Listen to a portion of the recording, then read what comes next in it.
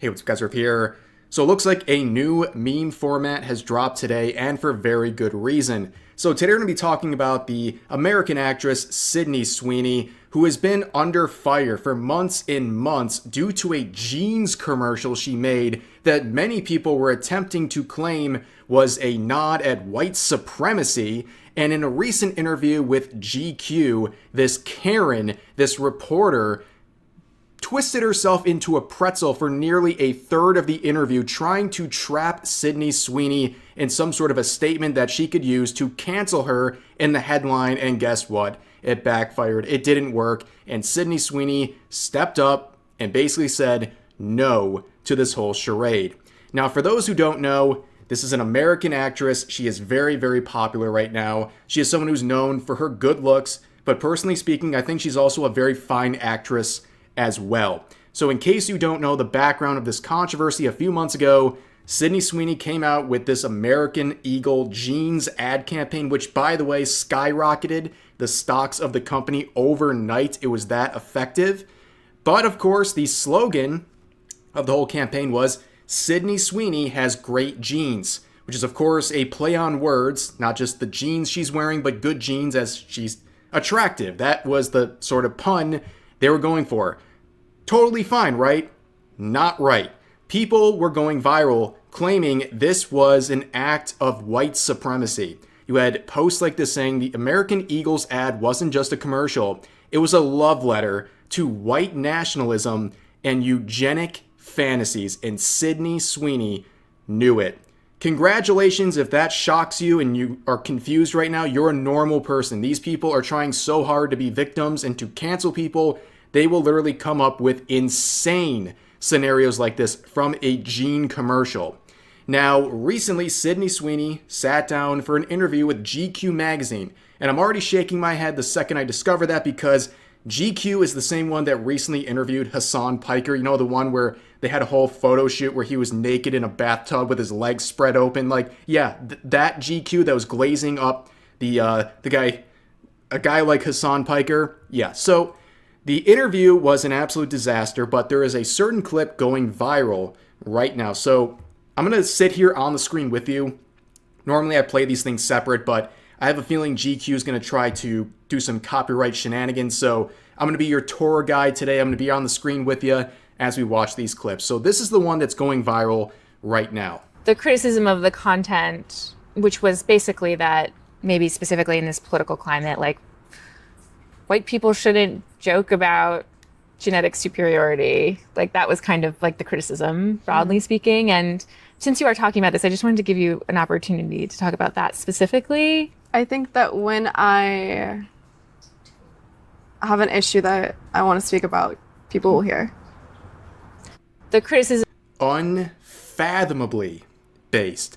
That is the perfect answer to that scenario. She absolutely not only outclassed her, but just beat her at her own game, right? She is trying to trap her in this corner and saying, like, I'm throwing you a lifeline here. You know, us white people, we can't joke about that stuff and yada, yada, yada. And she basically said, I'm not engaging in this conversation. I simply say no to you and this ridiculous prompt. And I'm not engaging with these delusions that people are creating and these hypersensitivities people are creating to try to cancel Syndey Sweeney.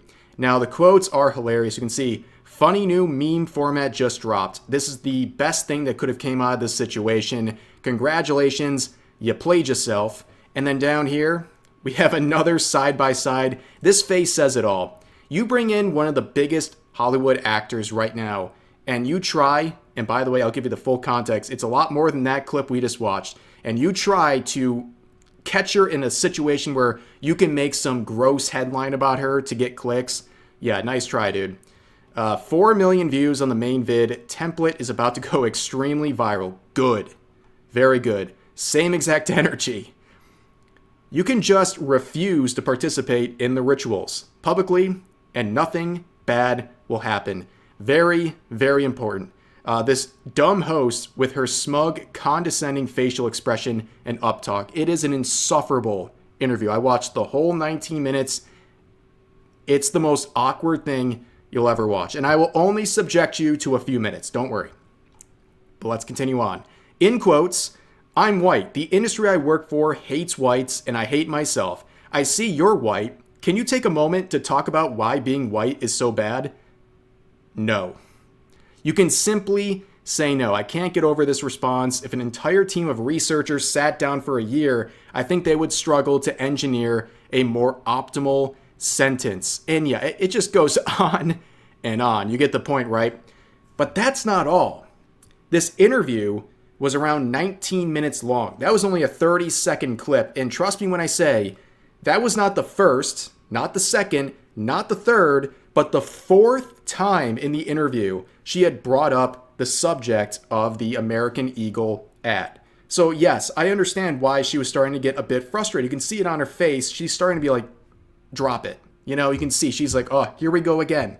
The whole interview was conducted. This whole thing was an attempt to trap Syndey Sweeney and get her to say something or apologize or to try to cancel her to get a headline out of all this. And they failed. And also, let me just point this out before we see some related clips.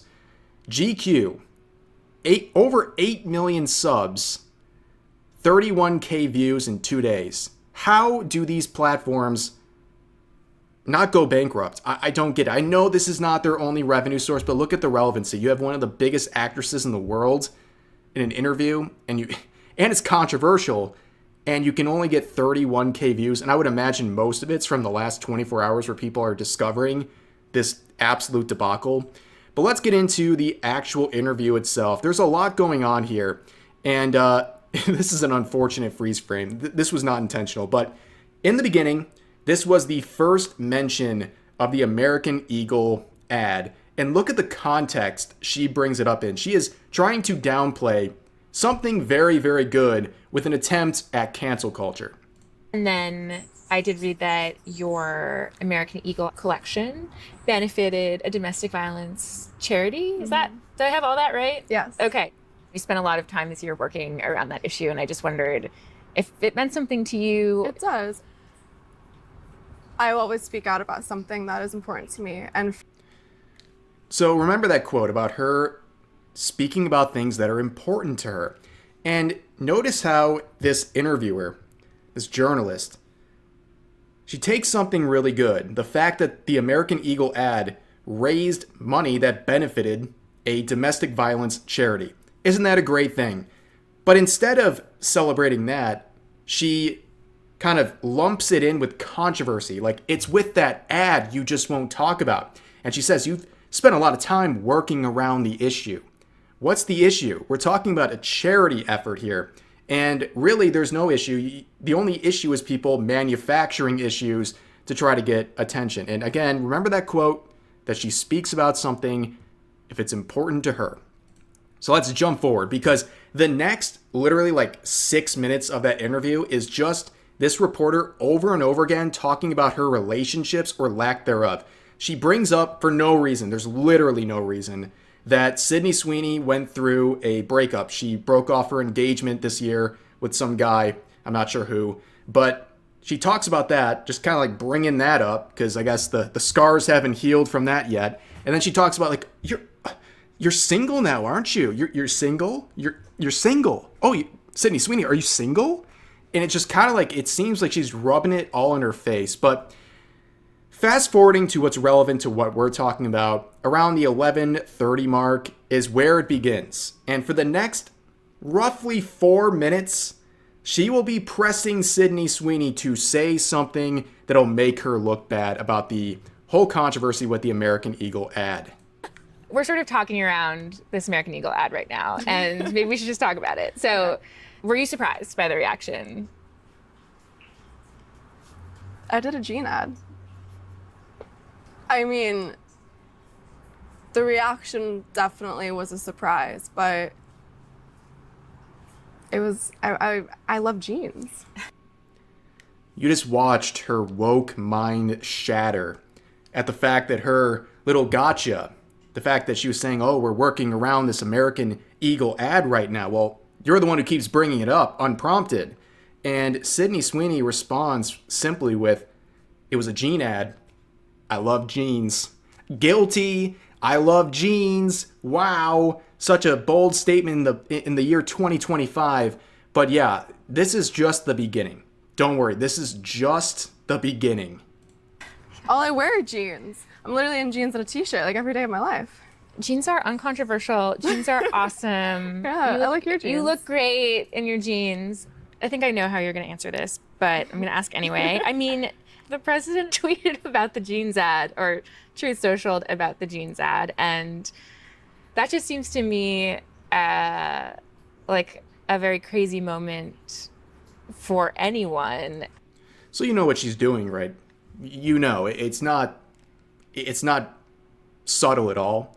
She's bringing up a post that President Donald Trump made where he was essentially defending her and all the outrage she was getting during the time this all happened a few months ago. And also, by the way, this happened a few months ago. This commercial was months ago, and they're still bringing it up, trying to get responses out of her. But they're trying to make her, in one way or another, say something about Donald Trump, because if she said something positive, she's going to get canceled. If she says something negative, they'll run with that and say, oh, look at that, she's like apologizing for all of this, and now she's okay, which they would never actually forgive someone if they found their way into the woke cancellation campaign. They're never getting out no matter what they say. That's a lesson to be learned.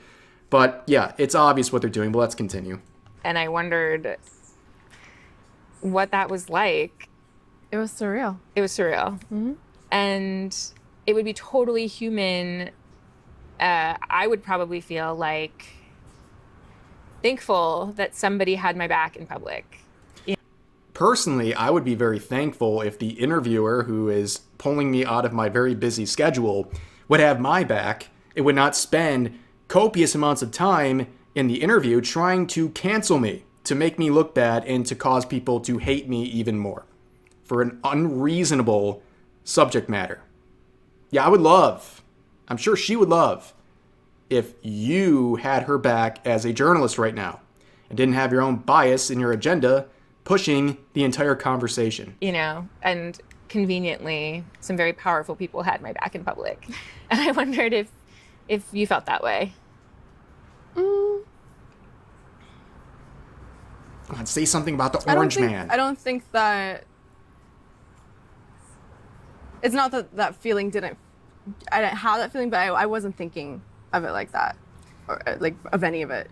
I kind of just put my phone away. I was filming every day. Are you kidding? You were filming and working every day? Why aren't you on social media scrolling 24/7 trying to cancel people over a jeans ad? I just don't get it. But yeah, again, she makes this mention of powerful people, the interviewer. And these powerful people, like, what do you mean by powerful people? You're trying to make this sound like this is some, like, elaborate, gigantic scheme of, like, the shadow people in the government trying to shield this woman from criticism. It sounds so goofy. I'm filming Euphoria, so I'm working, like, 16-hour days, and I don't really bring my phone on set, so I work, and then I go home and I go to sleep. So I don't really see a lot of it. You've made a really good case for... Dang. Guess she's not terminally online. What are we going to do now? How will I recover from this as a GQ interviewer? Well, let's bring it up again. Let's bring up the American Eagle ad again. Let's try. You know, we're 0 for 2 at this point. Let's try for a triple.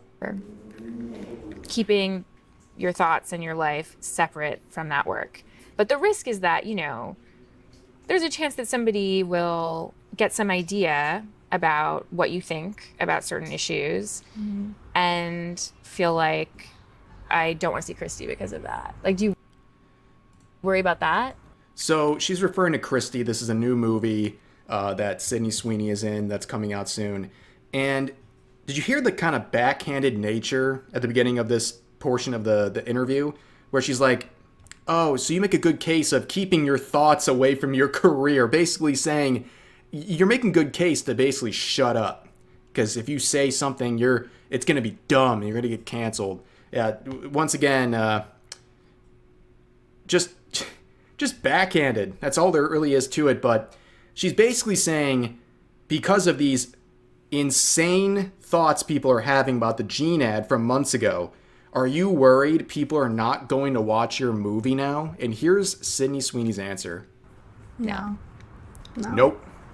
If somebody is closed off because of something they read online to a powerful story like Christy, then I hope something else can open their eyes to. Like I said, a class act in this interview, especially like, you know, we're deep in the interview. It's been several minutes of grilling over the American Eagle ad, which clearly I can guarantee you with 100% certainty she did not want to talk about this in this interview. And this interviewer knew that 100%.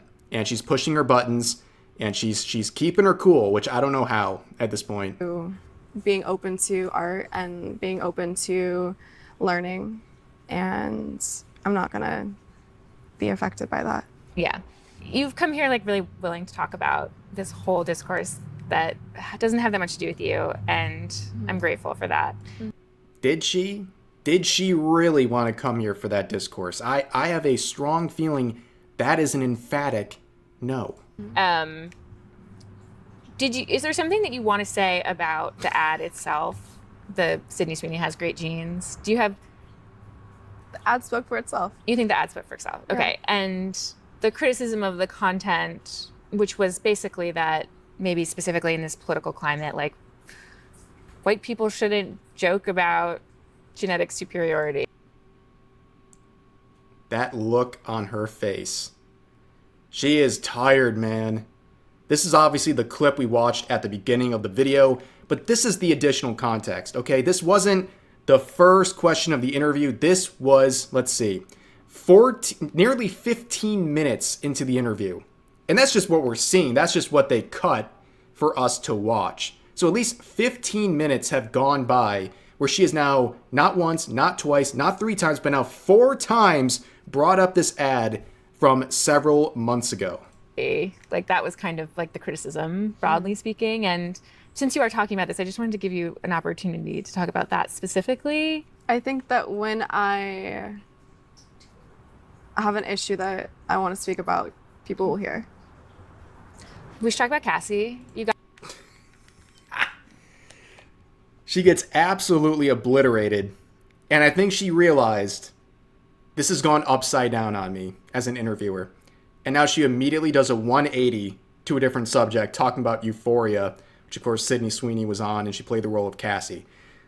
Yeah, that is the full context of what's going on. It's worse than the viral tweet. Like, if anyone is going to get a takeaway they can share from this video, what you're seeing in those small viral clips is just the end of a 5 or 6 minute long buildup. Like a third of the interview was this woman trying to pry a response out of Syndey Sweeney. And you know what? At the end of the day, we got a new meme format. This is chef's kiss. And really, that's all I have to say about this interview.